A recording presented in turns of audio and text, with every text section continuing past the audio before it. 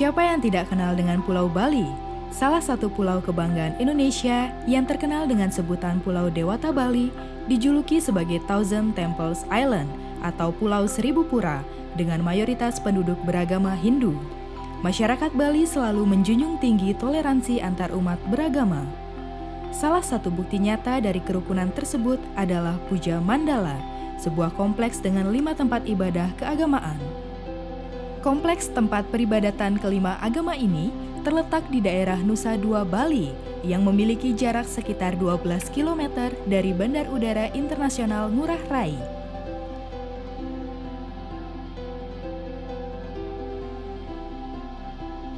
Selain itu, lokasi ini juga berdekatan dengan objek wisata patung Garuda Wisnu Kencana dan Pura Satkayangan Jagat Uluwatu yang sangat populer.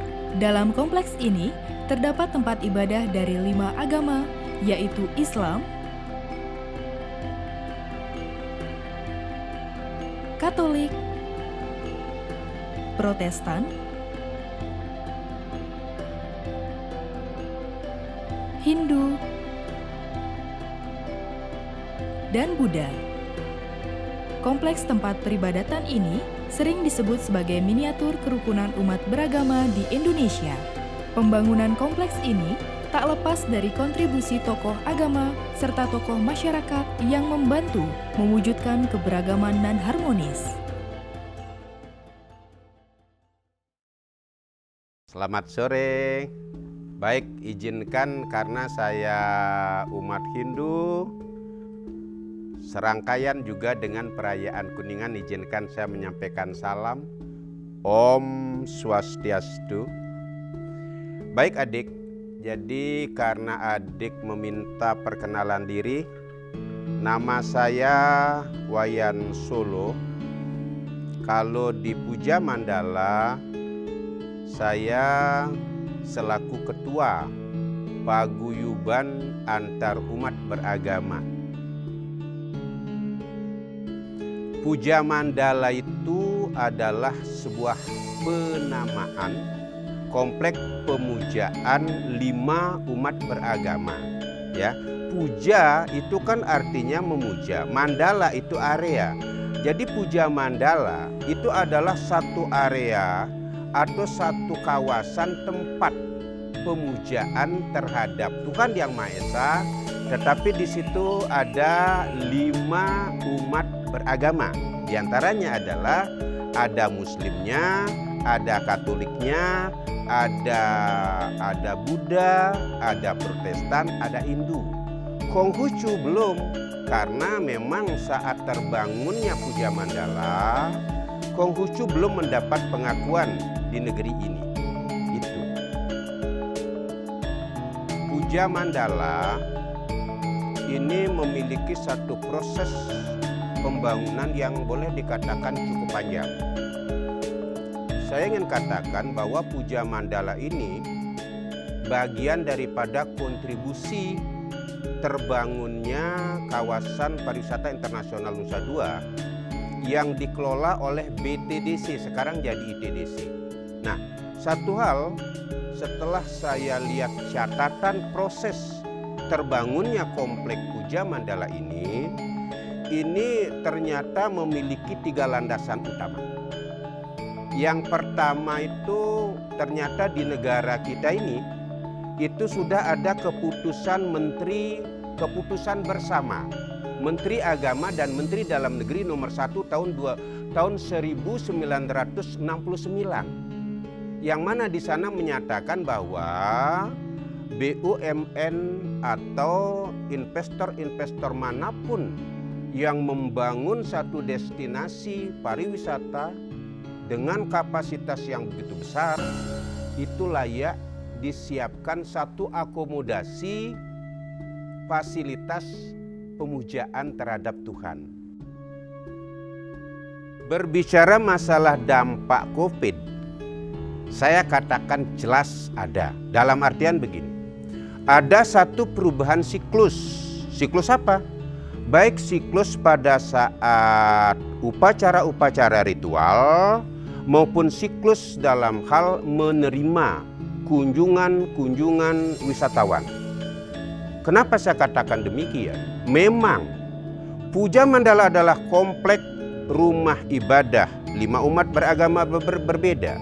Tujuannya sudah jelas, adalah untuk fokus melakukan ritual, melakukan pemujaan, bukan untuk semacam dipasarkan, itu tidak. Akan tetapi mengingat boleh dikatakan cukup tenarnya Puja Mandala, dikenalnya harmonisasi, jadi cukup banyaklah terjadi kunjungan-kunjungan. Jadi baik itu level anak-anak didik, jadi pelajar-pelajar, mahasiswa, baik itu juga forum-forum kerukunan antar umat beragama senusantara. Tidak hanya itu, bahkan juga adalah kunjungan-kunjungan dari luar negeri. Ini memang menurun. Perayaan-perayaan pelaksanaan ritual pun kita batasi karena kita patuhi ketentuan dari Bapak Presiden, Bapak Gubernur maupun Bapak Bupati. Jadi prosesnya tidak seramai, tidak sesemarak daripada yang sebelumnya. Akan tetapi ini tidak mengurangi makna.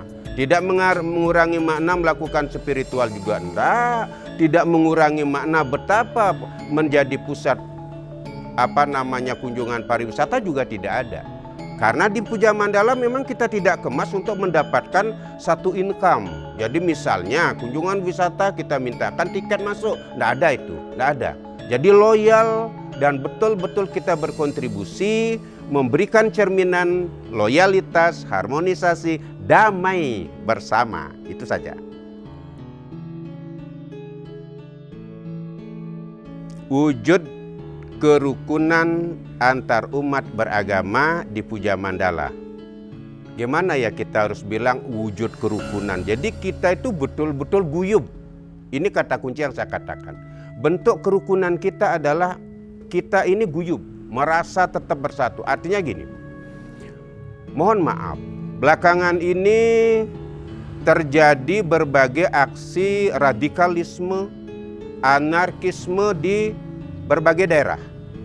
Akan tetapi kami di Puja Mandala tetap menyatukan visi, menyatukan satu konsep yang namanya harmonis dan damai antar umat beragama. Kami selalu mewacanakan hal ini.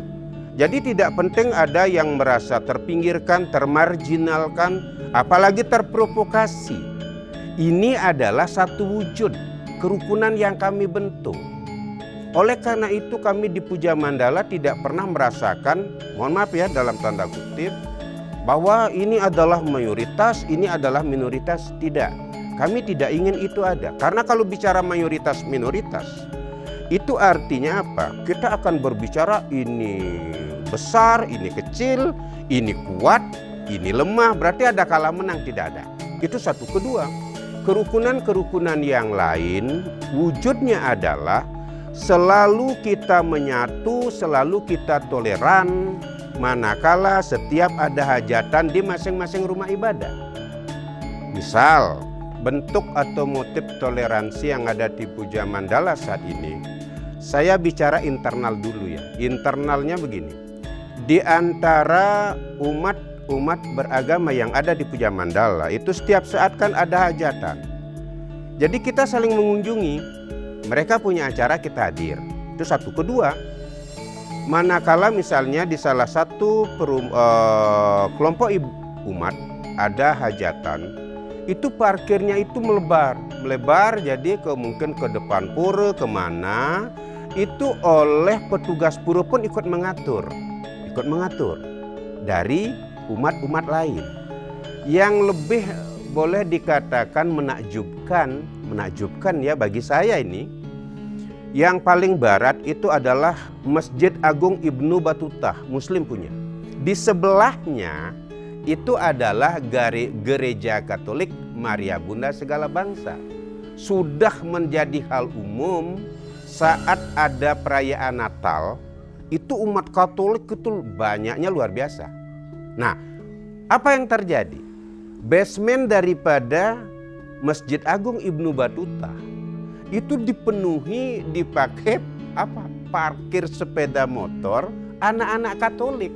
Ini kan luar biasa ya. Mohon maaf kalau ada tudingan misalnya antara Muslim dengan umat lain seperti ini. Saya katakan di Nusa Dua, di Puja Mandala, kami punya bukti, kami toleran, kami tidak terpengaruh dengan adanya radikalisme, kemudian juga anarkis di daerah lain. Kita tidak mau terpengaruh.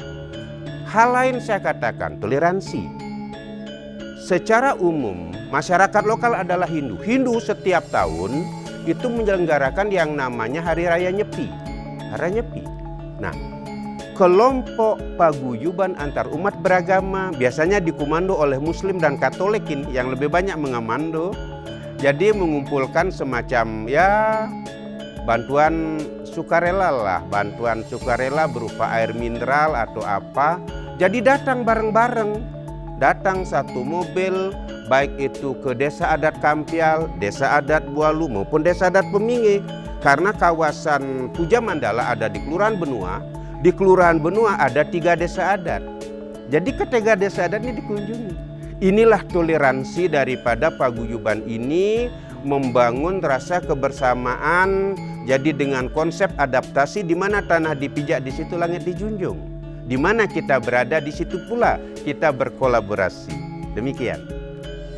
Puja Mandala yang dibangun dengan harapan dapat menjadi inspirasi untuk Indonesia yang rukun, aman, dan damai telah menjadi bukti nyata dari kemajemukan yang ada dan saling mendukung akan menciptakan harmoni yang sangat indah.